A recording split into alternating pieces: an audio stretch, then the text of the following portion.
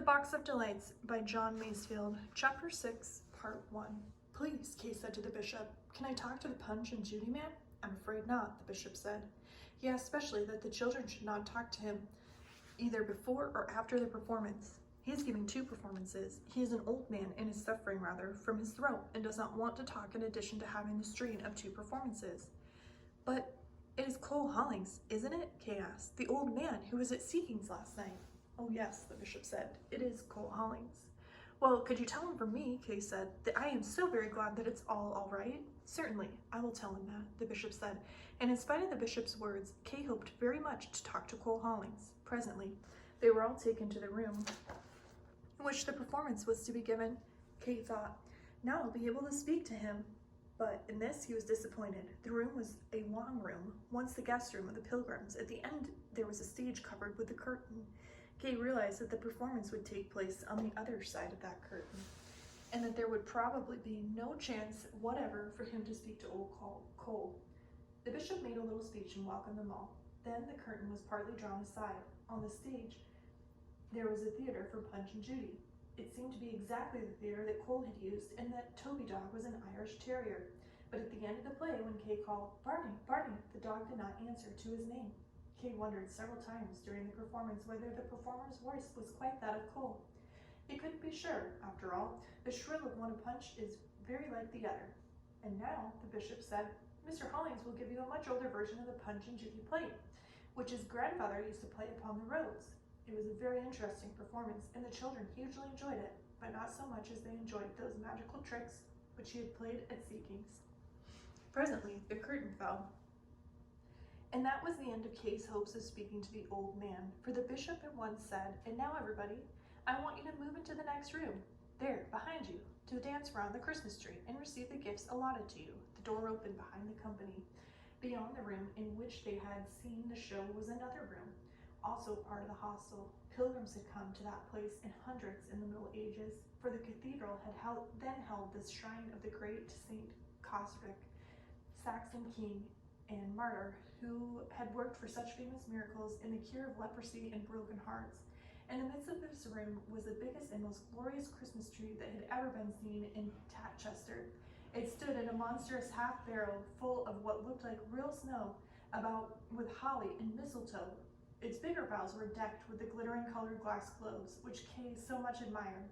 The lesser boughs were lit with countless colored electric lights, like tropical fruits, ever so much better, Kay thought, than those colored candles which drip wax everywhere and so often set fire to the tree and the presents. At the top was a great green fir tree, and it was a globe of red light set about with fiery white rays for the Christmas star. The boughs were laden with the most exquisite gifts. For the little ones, there were whistles, drums, tops of different kinds, whips, trumpets, sword, popgun, pistols that fired caps, and others which fired corks. There were also many dolls and teddy bears. For the older boys, there were railways with signals and switches, and passenger trains, and good trains, some of which went by steam, others by clockwork. There were good yards with real goods, little boxes, bales, and sacks, real cranes by which these could be hoisted, and pumps by which the engines could get water.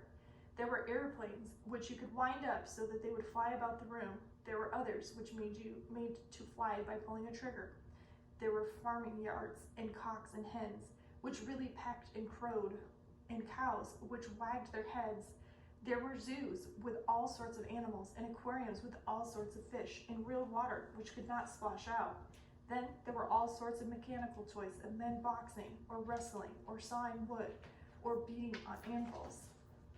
When you wound up these, they would box or wrestle or saw or hammer for 3 or 4 minutes. Then there were scores of all kinds of boxes of soldiers, and cavalry, and cannons, boxes of bricks, and of mechano, and all sorts of adventure books and fairy books. Then, for the girls, there were needle boxes with silver thimbles and cases of needles. There were acting sets with costumes of different colors so that they could dress up and act charades. For each girl, there were necklaces, bangles, and brooches, and each brooch had the girl's name done in brilliants. There were also boxes of chocolates and candied fruits, and great glass bottles of barley sugar, raspberry drops, peppermint drops, and acid drops. Then, for both girls and boys, there were toy boats, some with sails, some with clockwork engines, some with steam engines that would make real steam, with methylated spirit furnaces. Hanging from the boughs here and there were white and scarlet stockings, all bolted with chocolate creams done up in silver paper. All around this marvelous tree were wonderful crackers 18 inches long. The bishop made all the children stand in a double rank round the tree, each with one end of a cracker in each hand. The musicians struck up a tune, and they danced in the double rank 3 times around the Christmas tree. Then the bishop gave the word. They pulled the crackers, which went off with a bang together like cannons. And then, inside the crackers, there were the most lovely decorations, real little tiny coats of colored paper that you could put on, with the most splendid hats and necklets like real gold. Then the bishop's sister and her friends gave each child 2 presents. They all played hunt the slipper and other merry games, and then suddenly Kay remembered that he had not thought about little Maria since he had left the police inspector, and that she wasn't there. Good heavens, he thought, Maria isn't here. What shall I do? He went up to the bishop's sister and asked her if little Maria had been there. No, she said. No, and the bishop said just now to me, I'm sorry not to see little Maria here. She may think that I bear malice for her smashing up at my car at that time, but indeed, that isn't so. I should have loved to have had her here. Do you mind if I telephone? Kay said. He went down and telephoned to Ellen. No, Ellen said. Miss Maria hasn't come back. By the way, Kay called, we shall be a little late in getting away from here. Will you ask Rupert's Arms to send a car that might meet at 8:07? Ellen said that she would do that. Then, presently, the evening came to an end, and all the happy children got ready to go away. Just as they were crowding into the hall, going off in installments as the cars came for them, the butler came to the bishop with a look of great gravity on his face. Kay was standing close behind the bishop at the moment. The bishop said, What is it, Rogers? The butler said, I am sorry to tell your grace, but during the performances, the burglars have been in every room of the palace. They have turned the place just topsy-turvy, your grace. Indeed, the bishop said. Warn the police, Rogers. I will be with you in a moment, as soon as my young friends have gone. If you please, your grace, Kay said. Do you think I might say goodbye to the Punch and Judy man? I'm afraid he is gone, said the bishop. Somebody in the old car came for him as soon as the performance was over. Do you know where he went to? Kay said. I seem to know. I really can't quite recollect. He did say, but I have forgotten, the bishop said. I shall think of it when I go to bed tonight, somewhere not very far from here. Kay thanked the bishop for all the glorious treat. Presently, they were in the car driving home in the slush. The palace has been burglared, Peter said. Well, we were at the Punch and Judy. A gang got in. They got every single thing, but there was worth taking. How do you know? Kate said. I was up there talking to Rogers, Peter said.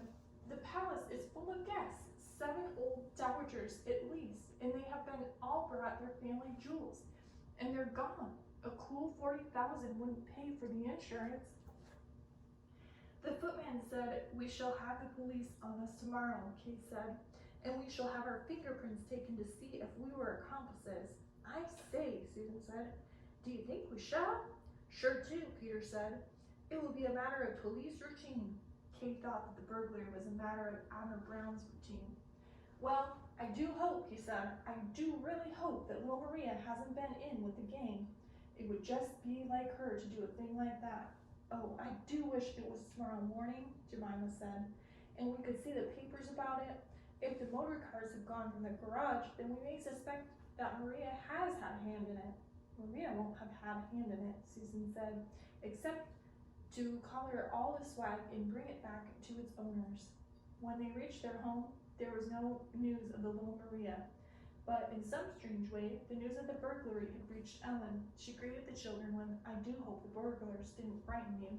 No, they didn't, Kay said. But has Miss Maria turned up? No, not yet, Master Kay, Ellen said. Is my guardian back? He asked. No, Master Kay, Ellen said.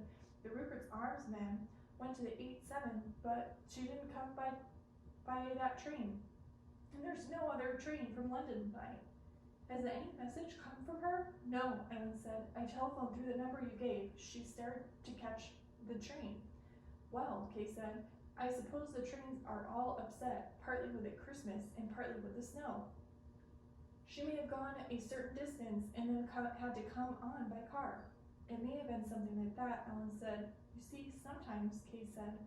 They have to run the trains from London in 2 parts at this time of year. She may have come by the 2nd part. Something like that, I dare say, Ellen said. They telephoned to the station, and the station telephoned to Paddington, and Paddington replied that the train hadn't started in 2 parts. Then they telephoned to the address where she had been staying. They replied that Caroline Louisa had started and hadn't since returned. Well, I don't know, Kay said. Do you think I had better speak to the inspector of the police?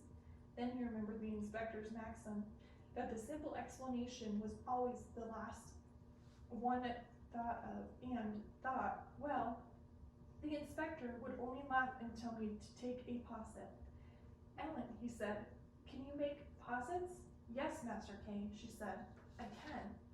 Well, I wish you'd make me a big one, he said, because I'm feeling very miserable. He went up to bed. He found Peter already in bed, reading a murder story. Kay got into bed. Presently, Ellen brought him a posset and a mug. He drank it down, thinking that the inspector certainly knew a good thing. After he had drunk it, and comfort seemed to tinkle through him, which put an end to his miseries, he half heard Peter chuckling and saying, I say, Kay, do listen to what the detective said. He knew that Peter went on to read what the detective said, but he paid no heed. He was fast asleep. When he woke up, the fire was almost out, but the moonlight shone in through the open curtains, and outside on the hard asphalt of the walks around the house came the clunk of weapons and the stamp of feet marching in time. A trumpet blew, and a stern voice cried, The wolves' guard setting out for Duke's Hill. Guard against the wolves. Just starting out for Duke's Heath. You coming there? Kay looked out the window, and there he saw in the moonlight a pack of armed men with bronze-scale armor helmets and short spears. Are you coming, Kay? The captain said. Duke's Heath was a couple miles away, but it seemed to Kay much too good a chance to miss. Yes, of course I'm coming, he said. He took his precious box, which had been under his pillow, and in it he was out of the house. Very strange lot of men, he thought. Even in the moonlight, they seemed to be a sunburnt tan. They all had shields on their left arms, short swords by their sides, and each man had 2 short spears. Well, you want a coat of armor, Kay, the captain said, and put a lovely little coat of mail over his shoulders. It was lined with wash leather and very warm, so that Kate was very glad that he had not stopped to put anything on over his pajama coat. Then they gave him 2 lovely little spears and a little short sword, and away they went. Kate thought that the officer beside whom he was marching was very good-looking and agreeable. He was young, pale, and quick eyes and black hair. Some of his dash was in this men. They marched like one man, with a snap and swagger. Will you tell me who you are, please? Kay asked. We, the young officer said. We're the smartest squad in the finest cohort in the star wing of the crack division of the whole Imperial Roman army. Search it where you will, you'll not find anything anywhere to touch or come near the blue and white stripes of the Tatchester Toms. I suppose not, Kay said. And are you going to camp at Duke's Moor? No, said the man. We're the Wolf Guard, passing that way with the mails. We go on the frontier. Are the wolves very bad? Kay asked. So, the man said. It's best to keep your eyes skinned. Duke's Moor is none too good a place. There are some of the old lot there who used to be in Chester Hills. There's a Roman camp at Chester Hills, Kay said. There had need to be, the officer said. Were you ever fighting there, please? Kay asked. You'd call it so, he said. A bad place and bad people. Men disappeared, century after century, and were never seen again. You see, it's the limestone country, all honeycombed with caves, and these wolves, as we call them, were all underground. It cost us a lot of men to get them out of it. They marched so swiftly that very soon they were out of the town and in the open fields with Duke's Moor already black to their right front. You're looking for a friend, the officer said. Well, here's the bridge over the brook. There's a dingle in the right there where you could shelter in case the rain came on again. If I were you, I'd wait here for your friend. Don't cross the brook. Some of the wolves may be out on the other side. They're none too good. You mean men wolves? Kay asked. See now, the officer said. That flat bit near the brook? When we were operating here, we were camped out in a bit of the slope behind us and had double sentries out, visited every half hour. Well, On that flatbed, one of the posts saw a calf come into the moonlight to feed. Just one of these wild white calves, you see. Well, nothing odd in that. The calf fed and scratched and stamped like any other calf. But the post noticed that it was always drawing near. At last, one of the men in the post didn't like the look of it, so he flung a stone and called, "Get out of there!" And once the calf tossed off its skin and charged the post, hurt one man and got away with 2 spears. The calf was 2 of these young men under the cow's skin, and that they were only 3 years ago. Just here, they're none too good, the wolves. Now, if you stay here, your friend will soon be here with you, and we'll go on. The squad's music, a strange kind of horn and drum, broke out in a march, and the squad stepped out into it with a stamp and a jingle. Soon, even the noise of the march was gone. Kay was alone near the swollen brook of the dripping trees and the dingle. Duke's brook, he thought. I wonder who Duke or Duke was.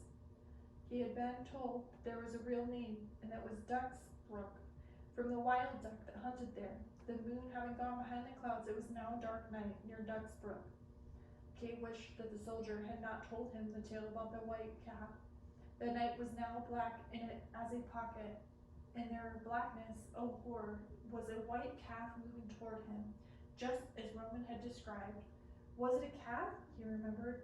The cook had said that there was a white lady who walked out Duke's Brook way.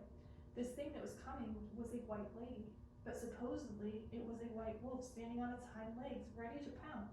It looked like a wolf. Its teeth were gleaming. Then the moon shone out again, and he saw the white lady, who held her hand in a peculiar way, so that she could see a large ring with a glittering long way cross on it. She was the lady who had come outside Bob's shop, waiting for the message. "Come, Kay," she said. "You must not stay here. The wolves are running. Listen."